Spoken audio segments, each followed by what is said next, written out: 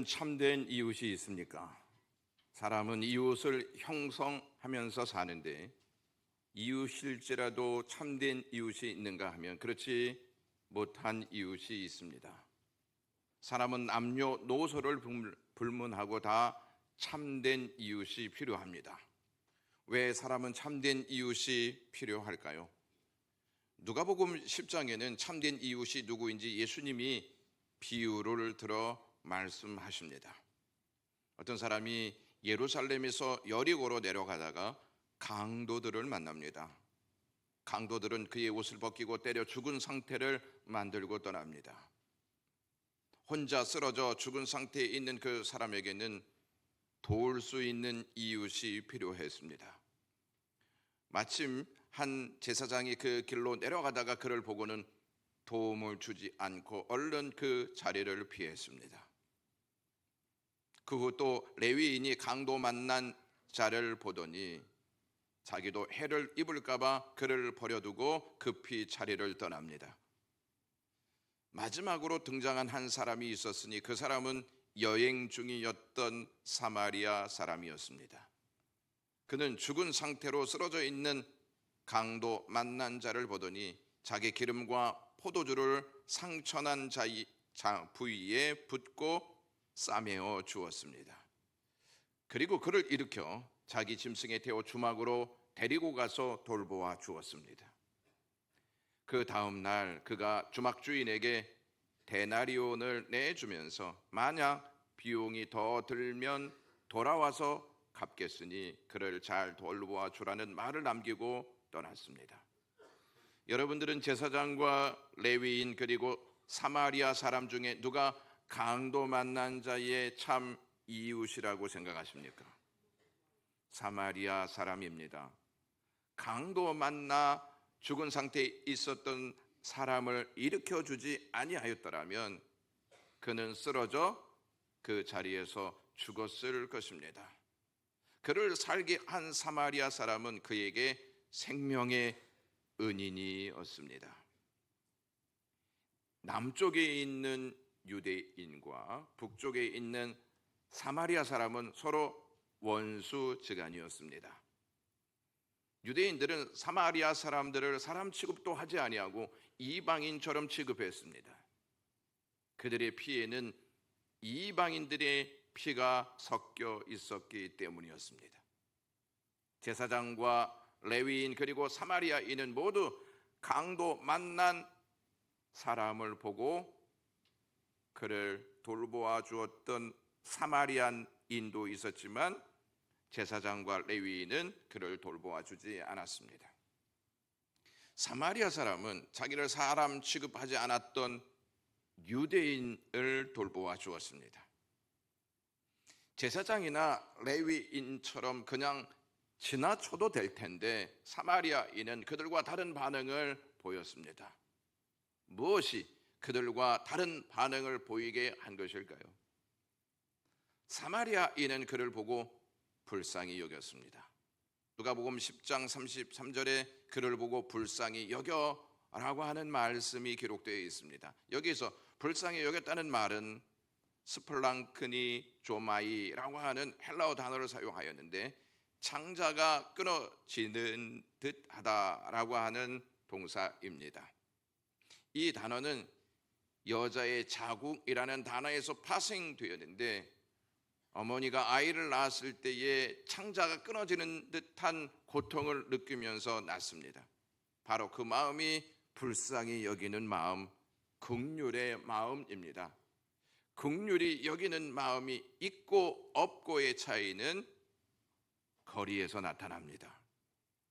제사장과 레위인은 죽은 상태로 쓰러져 있던 사람을 보고 반대쪽으로 피하여 갔습니다. 긍휼한 마음으로 그를 보았던 사마리아인은 그에게 가까이 가서 돌보아 주었습니다. 제사장과 레위인은 그보다는 자신의 안전이 더 우선시했기 때문에 그에게 가까이 가지 않고 자리를 피했던 것입니다. 긍휼의 마음은 무엇이 우선인지 압니다. 긍휼의 마음은 세 가지 행동으로 나타나는데 첫 번째는 상대의 고통을 함께 느낍니다. 아파하는 자를 보고 나는 저 사람과 같지 않아 참만 다행이다 라고 생각하지 않습니다.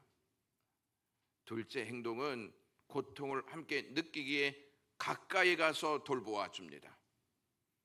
보통 원수지간은 거리를 둡니다. 그러나 긍휼의 마음은 어떤 관계인지를 따지지 않고 회복에 우선순위를 둡니다. 마지막으로 자기의 것으로 돌보아 줍니다. 사마리아인은 쓰러져 있는 그 사람에게 자기의 것을 지불해서 돌보아 주었습니다. 대가를 지불해서라도 회복시키려 했던 사마리아인의 마음을 볼 수 있습니다. 그러지 않아도 될 텐데 사마리아인은 그렇게 했습니다. 그것이 긍휼의 마음을 가진 자의 모습입니다. 예수님께서 이 이야기를 하신 후에 자신을 시험하러 온 율법 교사에게 누가복음 10장 36절에 이렇게 말씀하십니다. 내 생각에는 이 세 사람 중에 누가 강도 만난 자의 이웃이 되겠느냐라고 물으십니다. 이에 율법 교사가 자비를 베푼 자니다라고 대답합니다. 그의 말을 듣고 예수님은 그에게 누가복음 10장 37절에 가서 너도 이와 같이 하라라고 말씀하셨습니다. 우리는 강도 만난 자와 같이 쓰러져 죽을 것만 같은 고통을 안고 살아가는 날들이 많습니다. 질병을 만나 쓰러지고 우울함에 쓰러지고 부정하고 싶은 현실에 쓰러지고 관계의 문제로 쓰러지고 물질의 문제로 쓰러지고 열등감에 쓰러져 죽을 것만 같은 고통을 느끼며 신음합니다. 그럴 때마다 우리는 안타까운 현실에 눌려 살아갈 의욕마저 내려놓습니다. 이렇게 사람은 예외 없이 강도 만난 자와 같이 누군가에 의해 또는 무엇인가에 의해 쓰러져 죽은 상태로 살아가는 현실을 맞이합니다. 강도 만난 자가 자기의 힘으로 그 상황을 극복할 수 없었던 것처럼 쓰러져 있는 모든 사람은 하나같이 일으켜줄 이웃이 필요합니다. 여러분들은 사마리아인과 같은 이웃이 있습니까? 사마리아인과 같은 이웃이 없는 사람은 참으로 불행합니다. 왜냐하면 죽음으로 끝날 것이기 때문입니다. 다시 한번 묻겠습니다. 여러분들은 사마리아인과 같은 이웃이 있습니까? 저와 여러분은 허물과 죄로 죽은 상태에 있었습니다. 그 어떠한 폭력보다 무서운 폭력은 죄입니다. 죄는 반드시 우리를 쓰러뜨려 죽게 하기 때문입니다. 허물과 죄로 죽은 우리는 아무런 소망이 없는 존재입니다. 그런데 죽은 우리가 어떻게 이 자리에 나와서 예배할 수 있습니까? 어떻게 어둠과 죄로 가득한 세상에 살면서 하나님 앞에 나와 예배하며 살 수 있습니까? 그 이유는 한 가지밖에 없습니다. 우리에게 참된 이웃이신 예수 그리스도께서 우리를 허물과 죄에서 일으켜 주셨기 때문입니다. 우리가 하나님 앞에 예배하러 나온 것이 우리의 힘에서 나온 것이라고 생각하십니까? 허물과 죄로 죽은 우리가 어떻게 스스로 일어나 하나님 앞에 나올 수 있습니까? 죽은 우리를 예수 그리스도께서 먼저 일으켜 주셨기 때문에 우리가 일어나 하나님 앞에 나온 줄로 믿습니다. 죽은 우리를 일으키신 예수님이 계시기에 우리는 죽음으로 끝나지 않습니다. 오늘 본문은 이사야 선지자가 예수님이 태어나시기 700년 전에 쓴 내용입니다. 이사야 26장은 1절에 노래로 시작해서 19절에 노래로 끝을 맺습니다. 이사야 26장의 노래의 중심은 12절인데 12절이 이렇습니다. 여호와여 주께서 우리를 위하여 평강을 베푸시오리니 주께서 우리 모든 일을 우리를 위하여 이루심이니이다 라는 말씀입니다. 하나님께서 우리에게 평강을 주시기 위해 구원을 계획하시고 그 구원을 이루시기 위해 독생자 예수 그리스도를 이 땅에 보내주셨습니다. 이 땅에 오신 예수 그리스도는 하나님의 구원 계획에 따라 십자가와 부활로 그 뜻을 이루셨습니다. 십자가와 부활이 없으면 구원은 결코 우리에게 이루어지지 않습니다. 그래서 이사야는 26장을 구원의 노래로 시작해서 부활의 노래로 끝을 맺는 것입니다. 이사야는 하나님이 선택하신 이스라엘 백성들이 악을 범하여 징벌을 받을지라도 그들을 포기하지 아니하시고 일으키셔서 결국 구원하신다는 내용을 가지고 하나님의 사랑을 찬양하고 있습니다. 하나님의 사랑의 그 정점에는 십자가와 부활이 있습니다. 우리는 부활절 이후에 예수 그리스도의 부활을 계속 듣고 있습니다. 예수 그리스도의 부활은 한 번 듣고 끝내야 할 말씀이 아닙니다. 몇 주 전에 집사님 한 분이 부활 주일에 꼭 교회 가서 부활절 예배를 드리고 싶었는데 몸에 연약함으로 치료를 받고 있어서 너무 힘듭니다. 그래서 예배에 참석하지 못해서 안타깝습니다 라고 하는 전화를 하셨습니다. 그래서 제가 집사님께 집사님, 오늘만 부활주일이 아니라 매주일이 부활주일입니다. 다음 주도 부활주일이니 다음 주에 나오셔서 예수님의 부활을 기뻐하며 예배하세요 라고 전했습니다. 매주일이 부활주일인데 우리는 부활하신 예수 그리스도의 그 사랑을 놓치고 예배할 때가 많습니다. 그러므로 우리는 하나님의 사랑의 절정인 부활의 메시지를 한 번 듣고 끝내서는 안 됩니다. 사실 예수 그리스도의 부활 설교를 매주 한다는 것이 쉽지는 않습니다. 반복적인 말씀처럼 들리기 때문이죠. 여러분은 하나님께서 우리에게 자연을 왜 주셨다고 생각하십니까? 꽃을 왜 주셨다고 생각하십니까? 요즘 산과 들은 꽃으로 장관을 이루고 있습니다. 핀 꽃들을 보면서 탄성이 저절로 나옵니다. 하나님이 주신 자연은 우리에게 보여주는 것에만 초점이 맞춰져 있지 않습니다.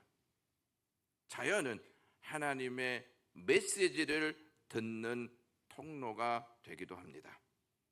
따라서 자연을 보면서 우리는 하나님의 메시지를 들을 수 있어야 합니다. 하나님은 자연을 통해 우리에게 부활의 메시지를 주고 계십니다. 아름답게 핀 꽃은 매섭게 부는 찬바람을 견디고 하늘에서 떨어지는 비와 눈을 맞는 아픔을 거친 후에 핀 것입니다. 겨울을 견디는 나무들을 보시면 초라하기 그지없습니다. 마치 죽은 것 같이 메말라 있습니다.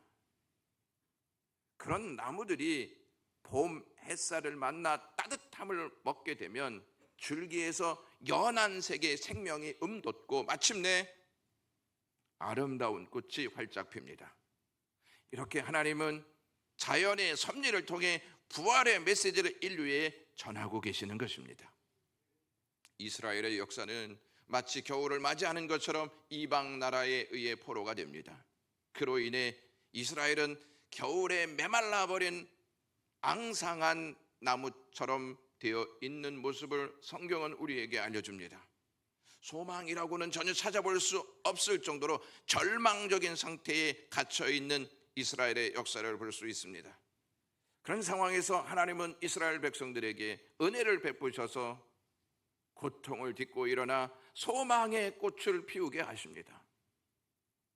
하나님이 창조 이후에 자연을 통해서 부활의 메시지를 전해 오셨듯이 선지자들을 통해 부활의 메시지를 전해 오고 계십니다. 이사야는 예수님이 태어나시기 전 700년 전에 활동하였던 선지자였습니다. 그가 오늘 본문에서 부활의 메시지를 전하고 있습니다. 부활은 단순히 예수님이 살아나셨음만을 의미하지 아니합니다. 예수님께서 부활의 첫 열매가 되셨으니 예수 그리스도를 믿는 모든 사람들 역시 예수 그리스도와 같이 부활의 열매를 맺게 될 것이라는 소망이 있습니다. 19절 말씀은 주의 죽은 자들이 살아나고 라고 되어 있습니다.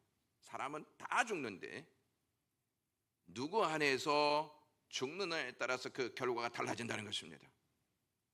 이사야는 주께 속해 있는 자들이 일어난다고 말씀하고 있습니다. 이사야는 주의 죽은 자들이라는 말씀에서 죽다라는 말을 히브리 말로 무트를 사용하였습니다. 이 무트라는 단어가 최초로 사용된 것은 창세기 2장 17절 말씀입니다. 하나님께서 아담에게 선악을 알게 하는 나무를 따먹지 말아라. 먹는 날에는 반드시 죽을 것이다 라고 말씀하셨습니다. 여기에서 반드시라고 하는 말씀이 무트이고 죽으리라 라고 하는 말씀도 무트입니다. 반드시라는 단어와 죽으리라는 단어 모두 무트를 사용하고 있다는 점에 주목할 필요가 있습니다. 이를 직역하면 죽고 죽으리라 라는 말씀입니다. 그러므로 반드시 죽으리라는 이 말씀은 추측의 뜻이 아니라 반드시 죽게 된다는 말씀입니다. 우리는 아담과 하와가 선악과를 먹었는데 안 죽는 것에 대해 의아하게 생각할 때가 있습니다. 반드시 죽으리라고 말씀하셨는데 왜 바로 죽지 않느냐 하는 것입니다. 여기에서 의미하는 죽음, 즉 무트라는 단어는 사라지다, 희미해지다, 무감각해지다, 멸망하다 등의 뜻이 있습니다.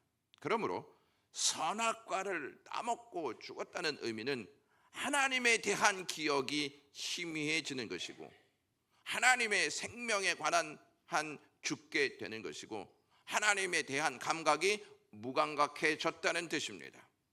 따라서 타락한 인간은 모두 하나님에 관한 지식과 감각이 죽었다는 것입니다.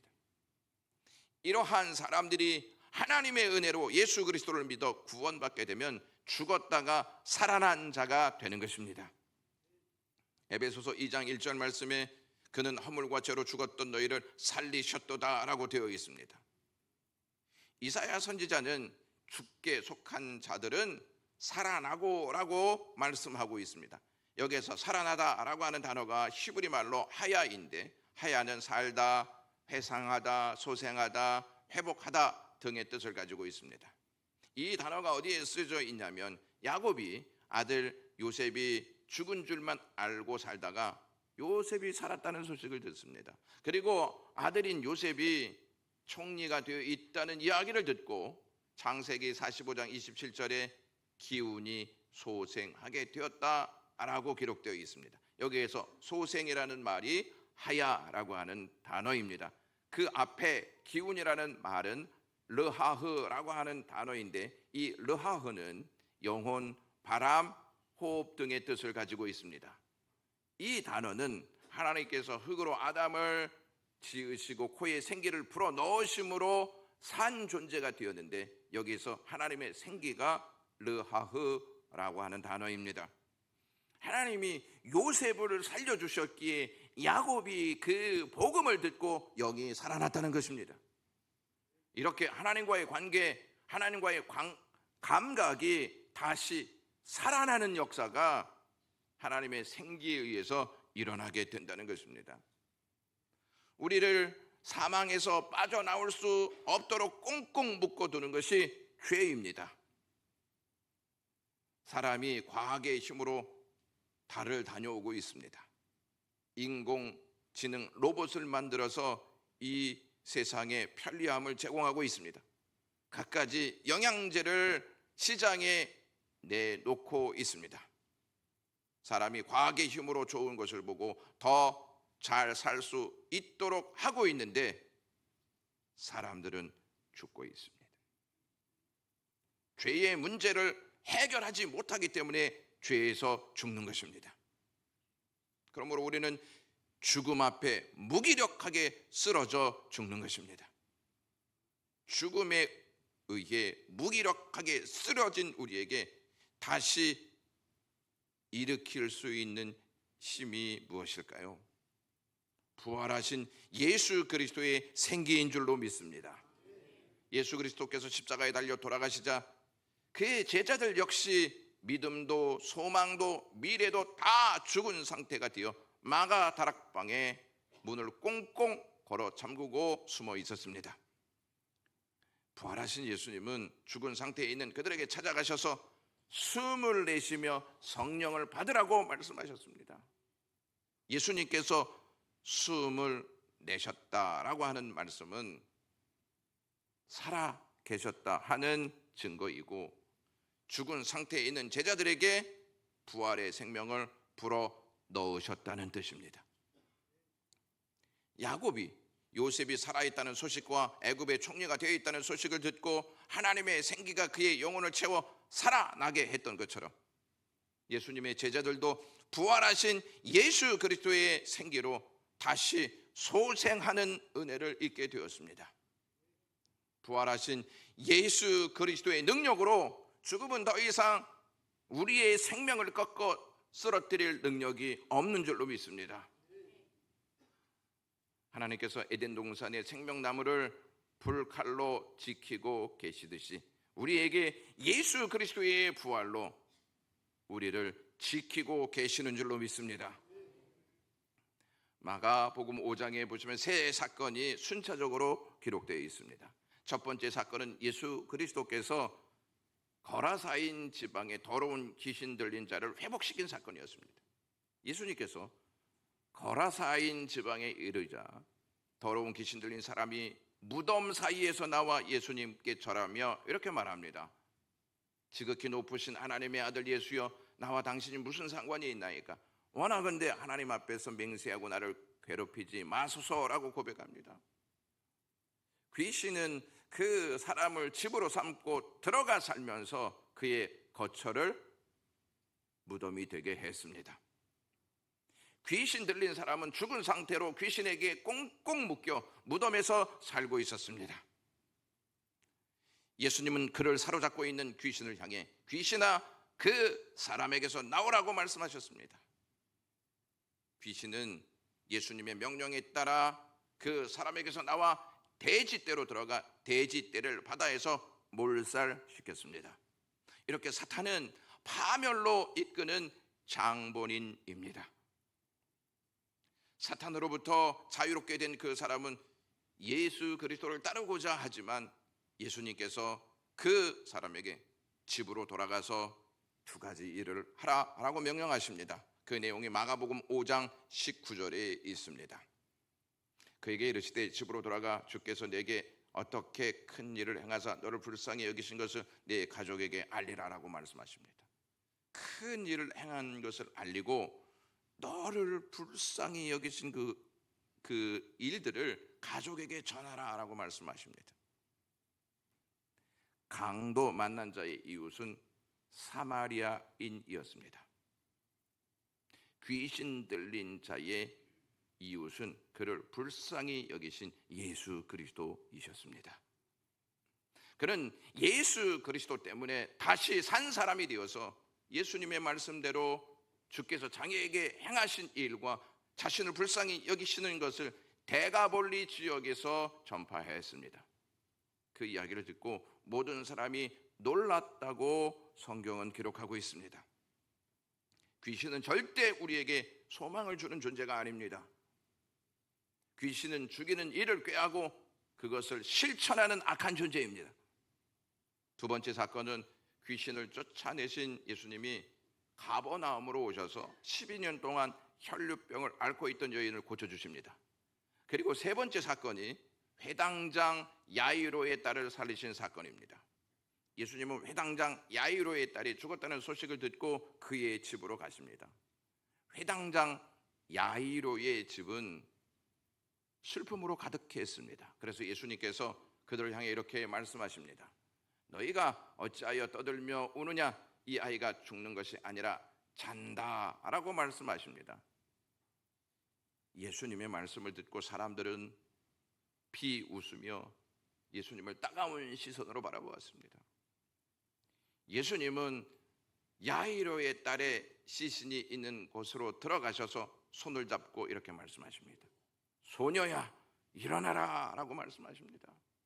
예수님의 말씀이 끝나자 소녀는 일어나 걷기 시작했습니다. 야이로에 따른 예수님의 말씀으로 죽음에서 일어나는 능력을 입게 되었습니다. 우리는 마가복음 5장의 세 사건 순서를 잘 살펴볼 필요가 있습니다. 예수님은 귀신 들린 자에게 귀신을 쫓아내심으로 자유함을 주셨고 12년 동안 피를 흘리며 살았던 여인을 부정한 병으로부터 자유하게 하셨고 마지막으로 죽음에 묶여있던 소녀를 죽음으로부터 자유하게 하셨습니다. 예수님은 부정과 죽음으로부터 자유하게 하시기 위해서 먼저 부정과 죽음의 주체인 귀신을 쫓아내셨던 것입니다. 그리고 부정과 죽음에 갇혀있던 자들을 일으키셨던 것입니다. 예수님은 그들을 불쌍히 여기셨기에 그들 가까이 가셔서 그들에게 있었던 부정과 그들에게 있었던 죽음의 역사를 거두어 가셨던 것입니다.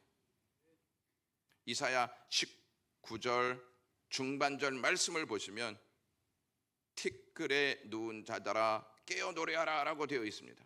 여러분, 티끌에 누워있는 자들은 죽은 자들인데 죽은 자들이 어떻게 깨어서 노래할 수 있습니까?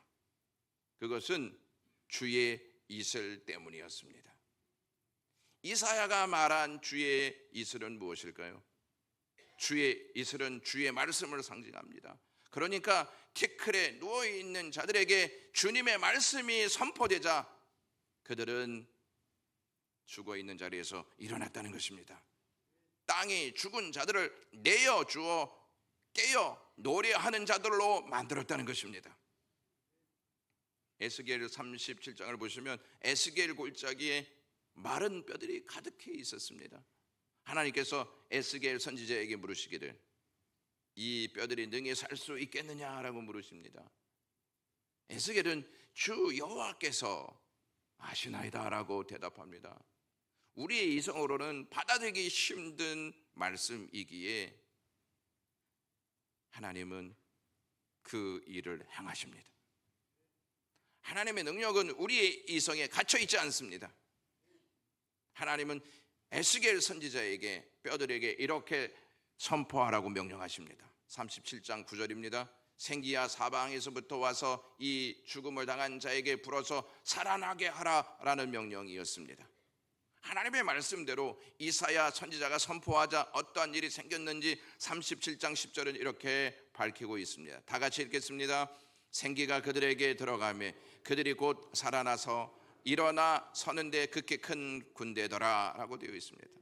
하나님의 말씀에 뼈들이 일어나서 하나님이 주신 살로 채워지고 생명으로 채워져서 군대가 되었습니다.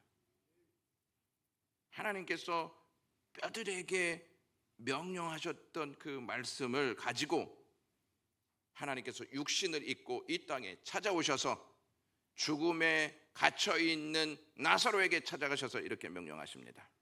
나사로야 나오라 라고 명령하십니다. 예수님의 말씀대로 나사로가 무덤에서 나옵니다.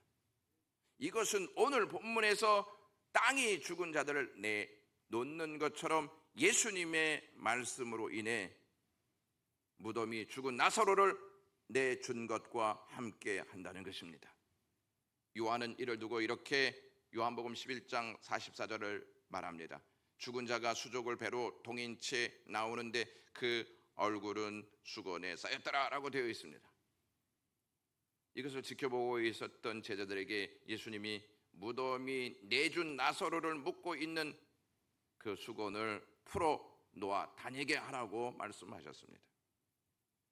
영광의 가족 여러분, 나사로의 참된 이웃이 누구입니까?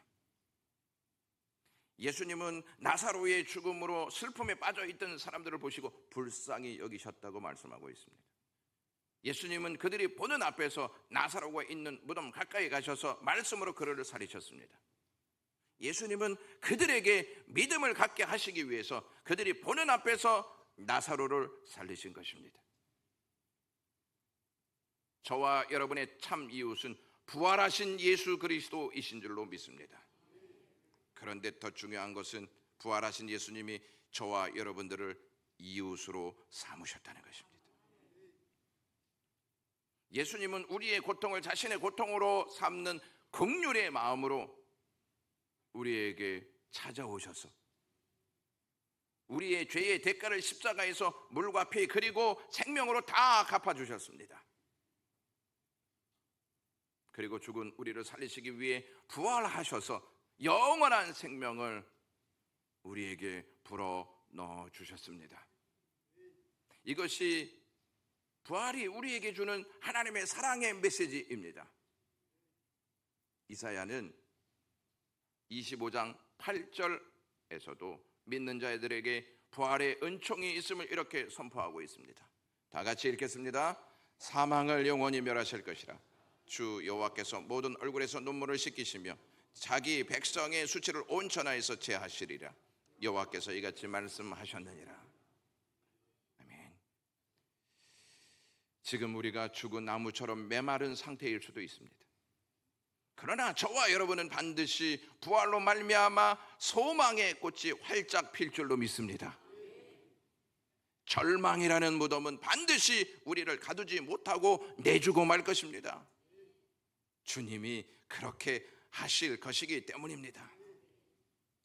영국 버닝엄 대학의 창설자이고 초대 학장이었던 올리버 로지라고 하는 사람이 있었습니다. 그의 아들이 1차 세계 대전에 참전하였다가 전사했습니다. 전사한 아들이 아버지에게 유서처럼 써낸 편지가 있었습니다. 그 편지에는 이러한 글이 있었습니다. 아버지, 제 무덤에 오지 마세요. 저는 거기에 없습니다. 왜 거기에 없을까요? 무덤은 그를 예수님께 내주었기 때문입니다. 부활신앙은 죽은 우리에게 참된 이웃인 예수 그리스도가 긍휼의 마음으로 가까이 찾아오셔서 우리를 돌보심으로 소생하신 그 은혜를 믿는 것입니다. 그리고 부활신앙은 부활하신 예수 그리스도께서 우리에게 베푸신 자비를 예수 그리스도를 알지 못하는 자들에게 나누면서 사는 것입니다. 부활하신 예수님이 오늘 저와 여러분들에게 이렇게 말씀하십니다. 가서 너도 이와 같이 하라. 기도하겠습니다. 하나님 고맙습니다. 저희들을 이웃으로 삼아주셔서 감사하고 저희의 참 이웃이 되어주심에 감사합니다. 이 믿음을 가지고 저희들의 삶을 이겨낼 수 있게 하옵소서. 예수 그리스도의 이름으로 기도드리옵나이다.